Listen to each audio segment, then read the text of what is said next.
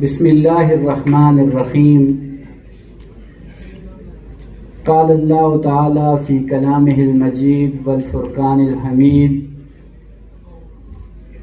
قل هل يستوي الذين يعلمون والذين لا يعلمون. صدق اللہ العظیم. جوانوں کو سوز جگر بخش دے، میرا عشق میری نظر بخش دے، تڑپنے پھڑکنے کی توفیق دے، دل مرتضیٰ سوز صدیق دے، خرد کو غلامی سے آزاد کر، جوانوں کو پیروں کا استاد کر. نہایت ہی قابل احترام معزز و محترم اساتذہ کرام، ذمہ داران و امراء جماعت اسلامی ضلع سوات،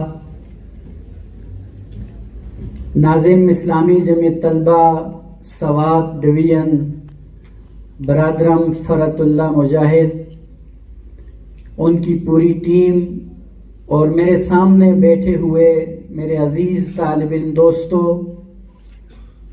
اپنے خاندان، اس ضلع سوات، اس پاکستان اور امت مسلمہ کی مستقبل کی امیدوں، السلام علیکم ورحمۃ اللہ وبرکاتہ.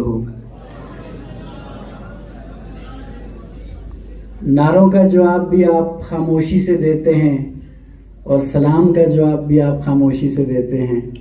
میں سوات کئی بار آیا ہوں، لیکن آج کچھ محسوس نہیں ہو رہا کہ میں سوات کے زندہ دل نوجوانوں سے یہاں پر مخاطب ہوں. السلام علیکم ورحمۃ اللہ.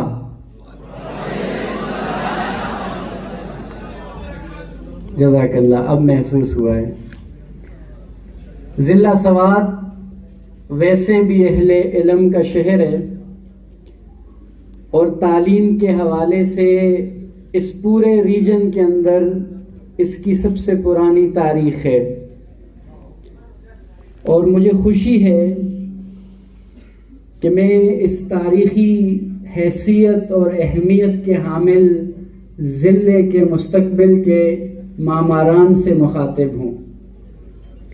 یہ خوبصورت تقریب جس کا آپ اور میں آج حصہ ہیں، یہ علم دوست بھی ہے، اور یہ ٹیلنٹ کے فروغ کا اظہار بھی ہے.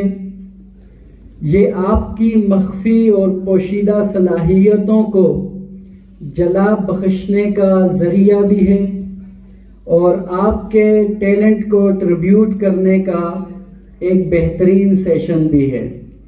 اس کے منعقد کرنے والے، اور آپ کے لیے یہ بات انتہائی عجیب اور غریب بھی ہوگی کہ جن لوگوں نے یہ ساری چیزوں کو ترتیب دیا ہے، یہ آپ ہی کی طرح کے کالج اور اسکول کے اسٹوڈنٹس ہیں، جو ابھی آپ کے سامنے یہاں پر تکبیر کے اور نبی مہربان صلی اللہ علیہ وسلم کی عظمت کے نعرے بلند کر رہے تھے. تو ایک بار ان کی تحسین کے لیے بھرپور انداز میں تالیاں بجا کے آپ ان کو داد دیجئے، تاکہ وہ اگلے سال اس سے اچھا پروگرام آپ کے لیے آرگنائز کریں. لیکن اس سے زیادہ بھی خوبصورت بات اس پروگرام کی یہ ہے کہ اس کے روح رواں وہ آپ سب طلباء ہیں کہ جن کے اعزاز میں یہ تقریب منعقد کی گئی ہے. اگر آپ نہ ہوتے تو یہ تقریب بھی منعقد نہ ہوتی. اس لیے ان سے زیادہ آپ بھی داد کے مستحق ہیں. آپ میری طرف سے اور ان مہمانان کی طرف سے اپنے لیے ایک بار بھرپور کلیپنگ کیجئے.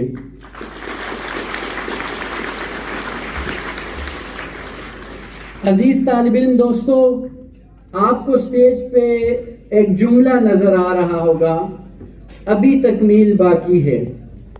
اس کے اندر بہت گہرا مفہوم ہے، اور بنیادی طور پر آج کے اس پروگرام کے دو مقاصد ہیں. اول یہ ہے کہ آپ کے ٹیلنٹ کو ٹریبیوٹ کیا جائے، اور سوات کے شائننگ سٹارز کو ان کے مضامین کے اندر، ان کی کلاس کے اندر، اور ان کے شعبہ کے اندر نمایاں کارکردگی کا مظاہرہ کرنے پر انعام و اکرام سے نوازا جائے، ان کی تحسین کی جائے، ان کی ہمت بندھائی جائے، ان کو تھپکی دی جائے اور انہیں موٹیویٹ کیا جائے۔ اس پروگرام کا دوسرا مقصد آپ کو یہ سلوگن جو آپ کے سامنے ہے، اس ایک جملے کا پیغام دیا جائے۔ اور اس وقت اسلامی جمعیت طلبہ گوادر سے لے کر وادی نیلم تک اور کراچی سے لے کر گلگت بلتستان تک ہر بڑے شہر کے اندر، ہر یونیورسٹی کے اندر اس طرح کے میگا فیسٹیولز، ایجوکیشن ایکسپوز، بک فیئرز، ٹیلنٹ ایوارڈ، ٹربیوٹ اور یہ ساری سرگرمیاں اس ایک سلوگن کے تحت منعقد کر رہی ہے۔ یہ سلوگن کیا ہے؟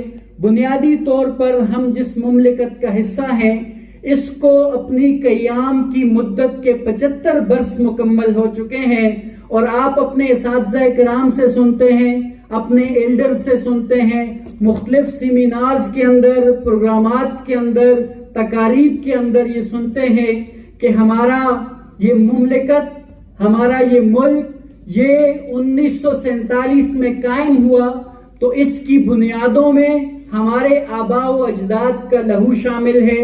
برصغیر پاک و ہند کے مسلمانوں کی لازوال جدوجہد اور عظیم قربانیاں شامل ہیں۔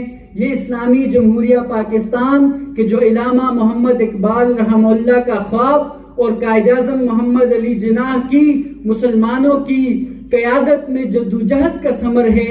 اس پاکستان کے قیام کے اغراض و مقاصد ہم پڑھتے ہیں پاکستان اسٹڈی کے اندر، اپنے کلاس رومز کے اندر، اپنے اساتذہ کی زبانی سنتے ہیں، تو ہمیں یہ معلوم ہوتا ہے کہ ریاست مدینہ کے بعد یہ واحد نظریاتی مملکت تھی کہ جو نظریاتی بنیادوں پر حاصل کی گئی تھی، اور یہ ساری قربانیاں اس لیے دی گئی تھی کہ ایک ایسا خطہ ارض ہم حاصل کریں گے کہ جہاں اسلام کا نظام ہوگا، جہاں سب کو تعمیر و ترقی کے یکساں مواقع میسر ہوں گے، جہاں عدل و انصاف ہوگا، جہاں حقوق اور مساوات ہوگی۔ لیکن میرے عزیز طالب علم دوستو، اس مملکت کے مستقبل کی امیدوں 75 برس گزرنے کے بعد آج جب ہم انالیسس کرتے ہیں تو ہمیں اس مملکت کے اندر، اس کے گلی کوچوں کے اندر، اس کے ایوانوں اور عدالتوں کے اندر کہیں بھی نہ تو اسلام کا نظام ملتا ہے، نہ ہی تعمیر و ترقی ملتی ہے، نہ ہی عدل و انصاف کی فراہمی ممکن نظر آتی ہے، نہ ہی تعمیر و ترقی کے یکساں مواقع نظر آتے ہیں، نہ ہی عدل، حقوق اور مساوات کے برابر حقوق یہاں پر میسر ہیں۔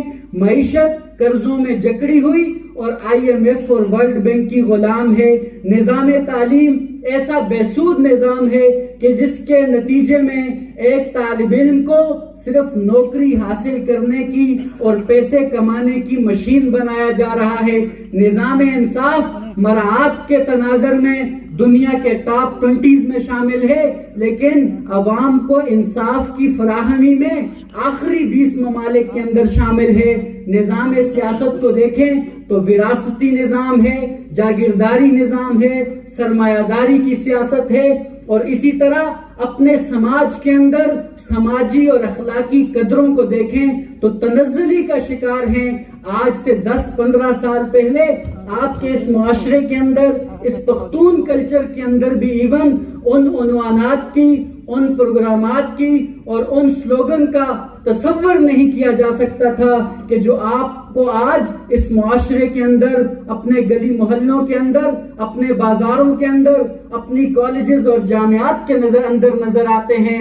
اس کے نتیجے میں کیا ہو رہا ہے کہ اس کے نتیجے میں ہمارے نوجوانوں کو بالخصوص ان کے ذہنوں سے مقصد زندگی کو کھرچ کر، نوچ کسوٹ کر مٹایا جا رہا ہے، اور ان کو مقصد زندگی کا وہی سبق غیر محسوس انداز میں فنون لطیفہ کے نام پر، آرٹ کے نام پر، انٹرٹینمنٹ کے نام پر، نت نئے سلوگنز اور عنوانات اور پروگرامات کے نام پر ان کی زندگیوں کا وہ نصب العین ان سے چھینا جا رہا ہے کہ جو نصب العین ایک مسلمان نوجوان کو مغرب کے ایک غیر مسلم نوجوان سے ممیز کرتا ہے، متفرق کرتا ہے، مختلف کرتا ہے۔ ہمیں بھی یہی سبق سکھایا جا رہا ہے کہ یہ زندگی ایک بار ملتی ہے، اس زندگی کو ہی اول و آخر بنا کر اس کو جیو اور اس کو جینے دو۔ اور اس کے نتیجے میں کیا ہوتا ہے کہ ہم پہلے پڑھتے ہیں، اس پڑھنے کو نوکری حاصل کرنے کے لیے استعمال کرتے ہیں، جب نوکری حاصل کر لیتے ہیں تو اس کے ذریعے زندگی کی ساری آسائشات کے حصول کو ممکن بنانے کی کوشش کرتے ہیں، اور پھر زندگی ختم ہو جاتی ہے۔ اکبر الآبادی نے کہا تھا کہ کیا کہیں احباب، کیا کارہائے نمایاں کر گئے، BA کیا، نوکری ہوئی، پینشن ملی اور مر گئے۔ لیکن تھوڑا سا کمپیریزن کریں اس مغرب کے غیر مسلم نوجوان سے، اس کی زندگی کا بھی اول و آخر مقصد یہی دنیا داری ہے، اپنی ذات ہے، اپنی زندگی ہے۔ اس لیے میرے عزیز دوستوں اور ساتھیوں، اس پاکستان کی منزل کے حصول کے سفر کی تکمیل ہم کہتے ہیں کہ وہ باقی ہے۔ ایک مسلمان کی جدوجہد کی منزل کی تکمیل ہم سمجھتے ہیں کہ وہ باقی ہے۔ کسی شاعر نے کیا خوب لکھا ہے کہ چلتے چلتے تھک کر ہم سے پوچھ رہے ہیں، جانے کب سے پاؤں میں پڑنے والے چھالے۔ پاکستان جسے چاہا تھا، پاکستان جسے چاہا ہے، جس کی خاطر گھر چھوڑا ہے، اب تک آنکھ سے اوجھل کیوں ہے، سارا منظر بوجھل کیوں ہے۔ بدقسمتی کا عالم دیکھیے کہ پاکستان کی آبادی کا 65% جو تناسب ہے، ریشو ہے، وہ نوجوانوں پر مشتمل ہے۔ اس پاکستان کو اللہ نے یہ نعمت عطا کی ہے کہ جو بہت کم مملکت کو دنیا کے اندر میسر ہے، لیکن بدقسمتی کا عالم دیکھیے کہ گزشتہ دنوں Pakistan institute of development economics نے ایک سروے کیا۔ اس سروے کے نتیجے میں جو نتائج سامنے آتے ہیں وہ ہمارے مقتدر طبقات کی، وہ ہمارے اہل اقتدار کی آنکھیں کھولنے کے لیے کافی ہیں کہ اس پاکستان کے تعلیمی اداروں میں پڑھنے والے 15 سال سے 25 سال کی عمر کے 60% طلباء و طالبات وہ پاکستان سے موقع ملتے ہی فرار ہونے کی کوشش میں ہیں۔ انہیں پاکستان کے اندر اپنا مستقبل وہ غیر محفوظ نظر آتا ہے، اور وہ چاہتے ہیں کہ انہیں جیسے ہی کوئی موقع میسر آئے وہ یہاں سے بہتر اور اچھے مستقبل کی تلاش میں امریکہ، برطانیہ اور یورپ سدھار جائیں۔ گزشتہ دنوں ایک اور سروے کیا گیا جس کے نتیجے میں یہ بات سامنے آئی کہ سال 2022 کے اندر پاکستان کی تاریخ میں سب سے زیادہ اس مملکت سے ہجرت کرنے والے لوگوں کی تعداد ہے کہ جو تقریباً 7 لاکھ بنتی ہے، جن میں سے 2.5 لاکھ کے قریب وہ لیبر فورس ہے کہ جو کام اور مزدوری کی غرض سے میڈل ایسٹ کے اندر یا افریقہ کے اندر یا یورپ کے اندر گئی ہے۔